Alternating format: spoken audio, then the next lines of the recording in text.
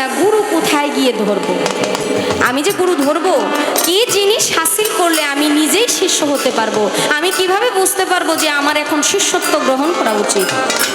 কারণ আমি ঘুরতেছি ফিরতেছি, আমার ভিতরে মনটা স্থির নাই। আমি কিভাবে আমার নিজেকে স্থির করে আমার গুরুর কাছে বায়াত নিলে আমার গুরুর সেবায় আমি কাজে লাগবো।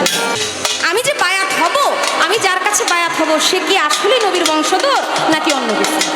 একটু হাতে ধরে বোঝাবেন, বলবেন এইভাবে আমি নবীর বংশধর। যদি নবীর বংশধর হয়ে থাকেন,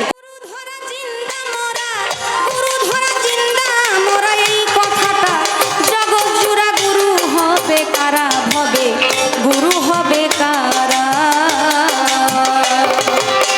গুরু ধরা জিন্দা মরা, গুরু ধরা জিন্দা মরা, এই কথাটা জগৎ জুড়া গুরু হবে কারা হবে গুরু হবে কারা। ওরে গুরু হবে কারা হবে গুরু হবে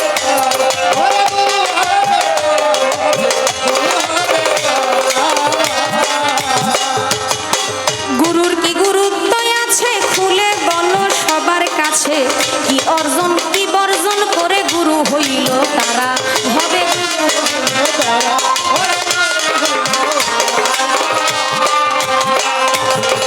গুরুর কি গুরুত্ব আছে খুলে বলো সবার কাছে। কি অর্জন কি বর্জন করে গুরু হইল তারা।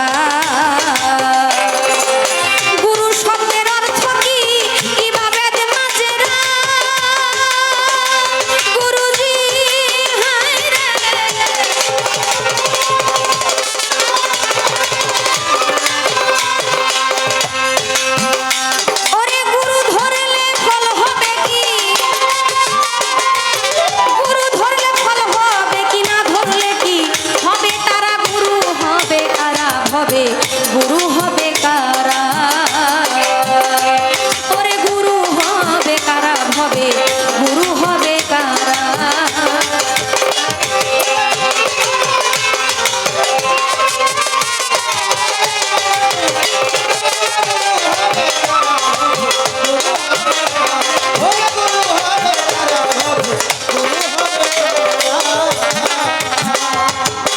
গুরু ধরিব কোথা খুলে বলো তার বড়তা। কি জিনিস করলে হাসিল শিষ্য হব মোরা।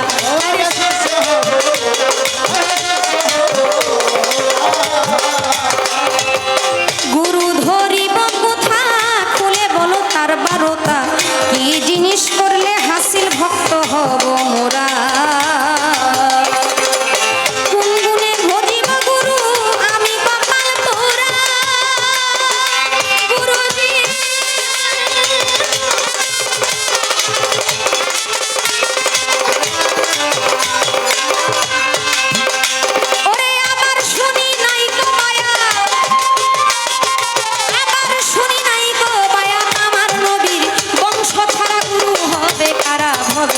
গুরু হবে কারা, ওরে গুরু হবে কারা হবে গুরু হবে কারা।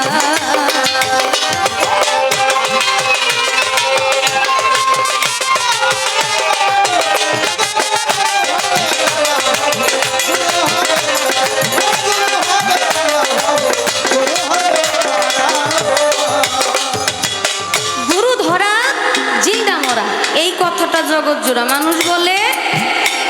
যে মানুষ বায়াত নিল না সে আল্লাহর ওলির প্রেমে মৃত হইল না, সে এমন একটা মানুষ তার দেহটা শুদ্ধ হইল না।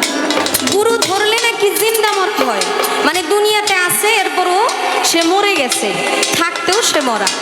গুরু ধরা জিন্দা মরা, এই কথাটা জগৎ জোড়া। গুরু হবে কারা, আসলে প্রকৃত গুরু কারা। গুরুর কি গুরুত্ব আছে খুলে বলো সবার কাছে। কি অর্জন কি বর্জন করে গুরু হইল তার। আমার যিনি গুরু তারও হাত আছে আমারও হাত আছে, আমার গুরুরও পা আছে আমারও পা আছে। উনিও চলতে পারে আমিও চলতে পারি, ওনার মুখ আছে উনি খায় আমিও খাই। তবে ওনার কাছে আমার কেন যাইতে হবে? ওনার মধ্যে আলাদা এমন কি আছে যে আমার গুরুর কাছেই যাইতে হবে? আমি কিভাবে বুঝতে পারবো ওই মানুষটার মধ্যে আমার চাইতে আলাদা কিছু আছে? আমি কি লক্ষণ দেখলে বুঝতে পারবো যে উনি আমার গুরু? আমার কখনো বলা হইল আমার গুরুর কাছে আমার প্রথম আকুল আবেদন থাকবে এইরকম, আমার গুরু যেন আমার প্রতি অসন্তুষ্ট না হয়ে নিজের সন্তান হিসেবে আমাকে গোছায় বলে, বাবারে এই রাস্তাটা ভুল, এই রাস্তাটা সঠিক। আমি